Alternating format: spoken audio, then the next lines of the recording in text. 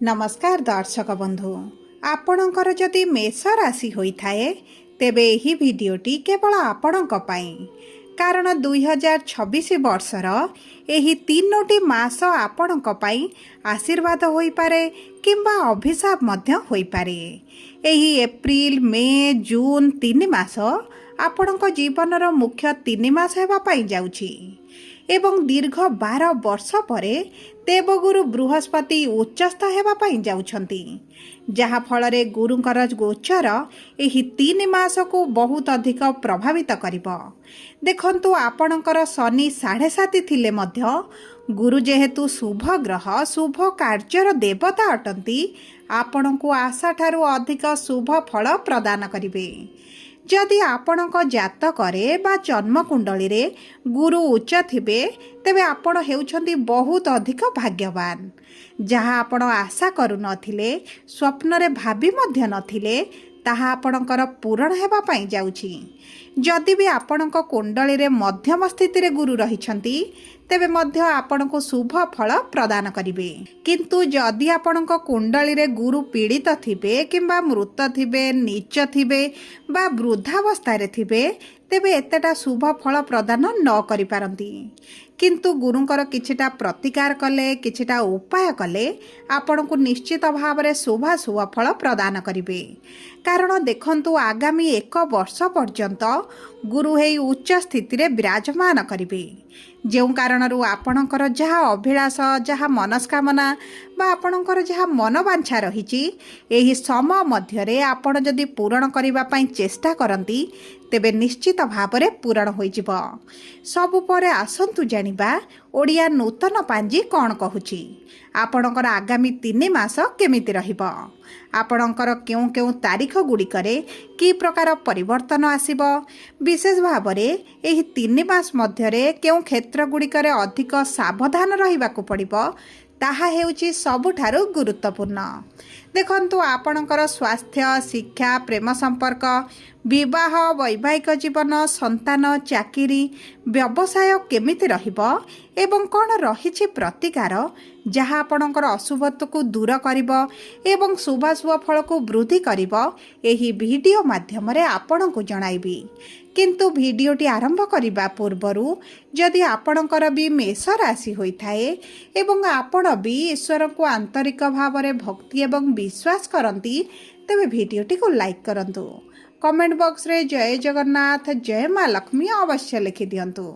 ता सहित आम सह जोगाजोग करिबा पई वीडियोर मध्य भागरे एक व्हाट्सएप नंबर टिए दिया जाइछि, जो नंबर साहाय्य आपण आम सह जोगाजोग करी निजर नूतन कुंडली प्रस्तुत करि परिबे, कुंडली विश्लेषण कराई परिबे किंबा आपणकर चाकिरी विवाह व्यवसाय प्रेम संपर्क शिक्षा स्वास्थ्य को नहीं किछि समस्या रहिछि ताहार सहजरे एवं स्वल्प मूल्य रे समाधान करि परिबे। सेतिपई आपण आम सह वीडियोर शेष पर्यंत जोड़ी होई रुहंतु एवं व्हाट्सएप नंबर माध्यम रे आम सह जोगाजोग करी खूब कम मूल्य रे आपणक समस्यार समाधान करंतु। एबे आसंतु कार्यक्रमटी को आग को बढ़ाइबा एवं जानिबा एही एप्रिल मे जून 3 मास आपणकर केमिति रहिबो। देखंतु एही 2026 वर्ष रे ज्येष्ठ मास 2 थर पड़िबा को जाउछि, माने मळ मास रहिबा पाई जाउछि, जो कारणरू एही मास गुड़िकरे किछिटा कार्य करिबा बारणीय रहिथाए। तेणु जदि आपण भी शुभ कार्य करिबा पाई चाहुछंती तेबे मध्य आपणको तो बहुत गुड़िए क्षेत्र को दृष्टि देवाक पड़िबो। तेबे केउ क्षेत्रटी शुभ रहिबो केउ क्षेत्र गुड़िक अशुभ रहिबो ता मध्य आगकू जणाइबी। सर्वप्रथम जानिबा आपणकर एही 3 मास मध्यरे स्वास्थ्यटी किभଳି रहिबो। देखंतु मंगल आपणकर द्वादश गृह रे विराजमान करिसंती, जे हेउछंती आपणकर रस्याधिपति एवं द्वादश गृह रे सूर्य शनिक सह विराजमान होइछंती, जो कारणरू विभिन्न प्रकार स्वास्थ्य समस्या आपणकर रहिछि। आपणकर पेट रे विभिन्न प्रकार समस्या देखुचंती, गैस डाइजेशन भली समस्या मध्य रहिछि एवं विशेष भाव रे आपणकर ब्लड रिलेटेड समस्या मध्य बढ़ी जाइछि। किंतु चिंता करिवार कोनोसी आवश्यकता नाही, कारण आपणकर राशि रो स्वामी रस्याधिपति मंगल 11 मे रे ଆପଣଙ୍କ ରାଶିକୁ ଗୋଚର କରିବେ, ଯେଉଁ କାରଣରୁ ଆପଣଙ୍କ ସ୍ୱାସ୍ଥ୍ୟରେ ଆସିବ ବଡ଼ ଧରଣର ପରିବର୍ତ୍ତନ। ଯଦି ଆପଣଙ୍କର ସ୍ୱାସ୍ଥ୍ୟ ସମସ୍ୟା ଆପଣଙ୍କୁ ପୀଡ଼ା ଦେଉଛି, କଷ୍ଟ ଦେଉଛି, ତେବେ ମଧ୍ୟ ସେଥିରେ ଆପଣ ଉପଶମ ପାଇବେ। ଆପଣଙ୍କର ରୋଗ ପ୍ରତିରୋଧକ ଶକ୍ତିରେ ବୃଦ୍ଧି ଘଟିବ ଏବଂ ଦେଖନ୍ତୁ ଏହି ସମୟ ମଧ୍ୟରେ ଆପଣ ଆପଣଙ୍କ ସ୍ୱାସ୍ଥ୍ୟକୁ ନେଇ ବହୁତ ଅଧିକ ସତର୍କ ରହିଯିବେ, ସଚେତନ ମଧ୍ୟ ରହିଯିବେ। କିନ୍ତୁ ଯଦି ଆପଣଙ୍କ କୁଣ୍ଡଳୀରେ ଆପଣଙ୍କ ରସ୍ୟାଧିପତି ନୀଚ ଅଛନ୍ତି, ତେବେ ଆପଣଙ୍କର ବ୍ଲଡ଼ ରିଲେଟେଡ୍ ସମସ୍ୟା ବାହାରିପାରେ କିମ୍ବା ଆପଣଙ୍କର ଛାତିରେ କିଛିଟା ସମସ୍ୟା ମଧ୍ୟ ଆପଣ ଅନୁଭବ କରିପାରନ୍ତି। ତେଣୁକରି ଆପଣଙ୍କୁ ସେହି ଦିଗ ପ୍ରତି ଟିକେ ଦୃଷ୍ଟି ଦେବାକୁ ପଡ଼ିବ, ନଚେତ ଆପଣଙ୍କ ସ୍ୱାସ୍ଥ୍ୟରେ ବିଶେଷ ଭାବରେ କୌଣସି ସମସ୍ୟା ଆପଣ ଦେଖିବେ ନାହିଁ। ସୂର୍ଯ୍ୟ ଏହି 14 ଏପ୍ରିଲରେ ଆପଣଙ୍କ ରାଶିକୁ ଗୋଚର କରୁଛନ୍ତି, ଯେଉଁ କାରଣରୁ ଆପଣଙ୍କର ଯଦି ସ୍କିନ୍ ରିଲେଟେଡ୍ କିଛିଟା ସମସ୍ୟା ରହିଥିଲା ତାହା ଆପଣଙ୍କର ଦୂର ହୋଇଯିବ। ତାହା ସହିତ ଥଣ୍ଡା, ଜ୍ୱର, ଖାସ କିମ୍ବା ଥଣ୍ଡା ଜାତୀୟ ସମସ୍ୟା ଯଦି ରହିଛି, ଶ୍ୱାସ ସମସ୍ୟା ରହିଛି, ନିଶ୍ୱାସ ପ୍ରଶ୍ୱାସ ନେବାର କିଛି ସମସ୍ୟା ଦେଖୁଛନ୍ତି, ତେବେ ମଧ୍ୟ ଏହିସବୁ ସମସ୍ୟା ଆପଣଙ୍କର ଦୂର ହୋଇଯିବ। ଦେଖନ୍ତୁ କିଛି ସମସ୍ୟା ଆପଣଙ୍କର 14 ଏପ୍ରିଲ ପରେ ଦୂର ହେବ ଏବଂ କିଛି ସମସ୍ୟା 11 ମେ ପରେ ଆପଣଙ୍କର ଦୂର ହେବ। କାରଣ ରସ୍ୟାଧିପତି ଯେତେବେଳେ ନିଜ ରାଶିରେ ନିଜ ଗୃହରେ ସ୍ୱଗୃହରେ ରୁହନ୍ତି, ସେତେବେଳେ ଆଶାଠାରୁ ଅଧିକ ଶୁଭ ଫଳ ପ୍ରଦାନ କରନ୍ତି। ତା ସହିତ ଯଦି ଆମେ ଦେଖିବା ଆପଣଙ୍କର ଆର୍ଥିକ ସ୍ଥିତିକୁ, ତେବେ ଦେଖନ୍ତୁ ଅର୍ଥର ଭାବର ସ୍ୱାମୀ ହେଉଛନ୍ତି ଶୁକ୍ର, ଯିଏ ଆପଣଙ୍କ ରାଶିରେ ବିରାଜମାନ କରିଛନ୍ତି। କିନ୍ତୁ 19 ଏପ୍ରିଲରେ ଆପଣଙ୍କର ଧନର ଭାବକୁ ବା ନିଜ ସ୍ୱଗୃହକୁ ଗୋଚର କରିବେ। 19 ଏପ୍ରିଲ ପରଠାରୁ ଆର୍ଥିକ କ୍ଷେତ୍ରରେ ବଡ଼ ପରିବର୍ତ୍ତନ ଆସିବ। ଯଦି ବି ଆପଣ କାହାଠାରୁ ଋଣ ଆଣିଛନ୍ତି, ଲୋନ୍ ଆଣିଛନ୍ତି, କରଜ ଆଣିଛନ୍ତି, ତେବେ ଆପଣ ଶୁଝିବା ପାଇଁ ସକ୍ଷମ ହୋଇଯିବେ। ତାହା ସହିତ ଯଦି ଆପଣଙ୍କର ଅର୍ଥର ଅଭାବ ପାଇଁ କୌଣସି କାର୍ଯ୍ୟ ଅଟକି ରହିଛି, ତେବେ ସେହି କାର୍ଯ୍ୟ ମଧ୍ୟ ଆପଣଙ୍କର ସମ୍ପନ୍ନ ହୋଇଯିବ।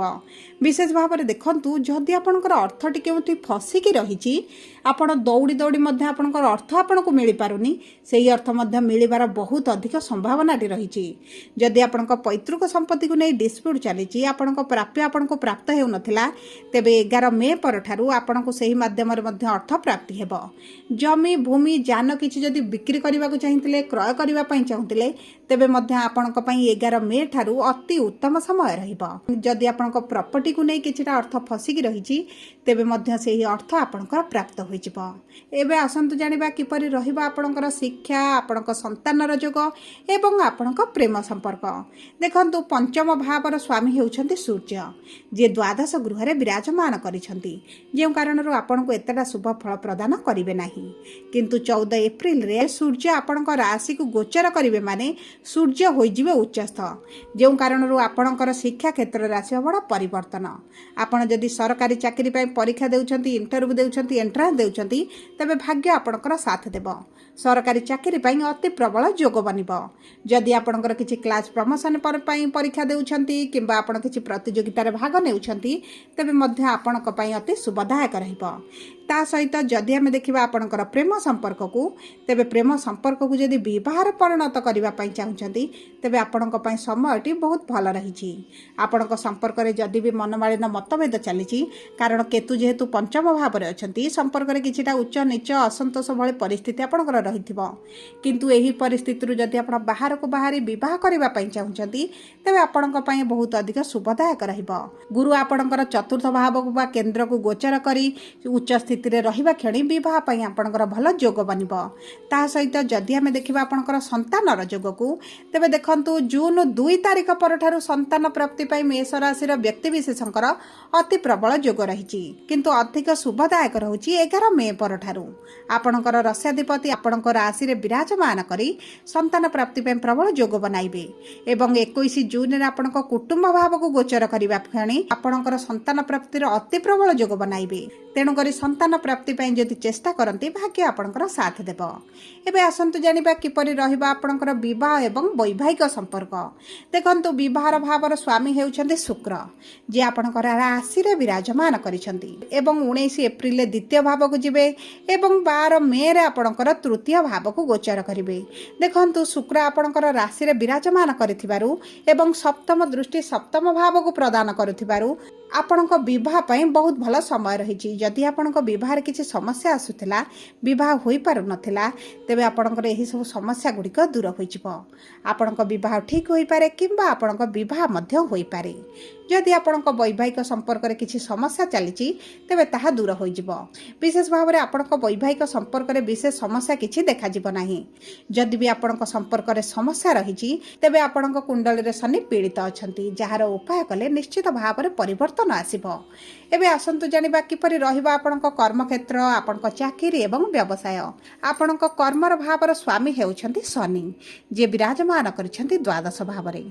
जदि आपणकर विदेश रे रहउछन्ति किंबा वैदेशिक मुद्रा रोजगार करछन्ति एक्सपोर्ट इंपोर्ट रे अछन्ति तबे आपणक एही सब क्षेत्र रे शुभ फल प्राप्ति हेबो।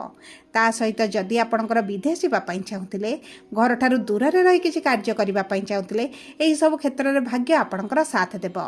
एवं ता सहित जदि आपण चाकरी सन्धान रही चाकरी प्राप्ति में विलंब देखुले समस्या देखुले तेबे 11 मई पर चाकरी प्राप्ति मध्य अति प्रबल योग रही। नूतन व्यवसाय आरंभ करें एवं ता सहित जदि आपणकर व्यवसाय पूर्वर करुछन्ति एवं मांदा परिस्थिति चली आपण उन्नति देखिबे। देखंतु आपणक कर्मक्षेत्र में आपणकर जदि प्रमोशन पेंडिंग रही सालारी इंक्रीमेंट पेंडिंग रही से सब क्षेत्र में आपको शुभ खबर प्राप्ति हेबो। आपणक ऊपर जदि मिथ्या आरोप लगी आपणक कौन केस रे फसा जाइए मिथ्या अभियोग लगी से बाहर को आसबे। एबे आसंतु जानिबा किपरि रहिबा आपणकर भाग्य। देखंतु भाग्याधिपति हेउछन्ति देवगुरु बृहस्पति जे जून 2 तारिख रे आपणकर केंद्र को गोचर करुछन्ति एवं उच्चस्थ रहिबा पई जाउछन्ति जे कारण भाग्य देव आपणकर साथ एवं गुरुंकर शुभ दृष्टि पई आपणकर बहुत गुड़िए मनस्कामना मन वांछा पूर्ण हेबा पई जाउछि। सब परे अशुभत्व को दूर करी शुभाशुभ फल को वृद्धि करिबा पई देवगुरु बृहस्पतिंकर बीज मंत्र 108 थर प्रतिदिन पाठ करंतु। हनुमान चालीसा प्रतिदिन जप करंतु। शनि मंदिर रे सोरिष तेल किंबा राशि तेल रे दीप जलांतु एवं जदि अत्यधिक खराब परिस्थिति दे गति करुचंती शनि द्वारा पीड़ित अछंती तेबे आपण श्री सूक्तम पाठ करने सहित विष्णु सहस्र नाम पाठ करंतु आपणक पई शुभदायक रहइबो। जदि आपणकर मेष राशि होइथाय वीडियोटी किभଳି लागला कमेंट बॉक्स रे लिखि जणांतु। धन्यवाद।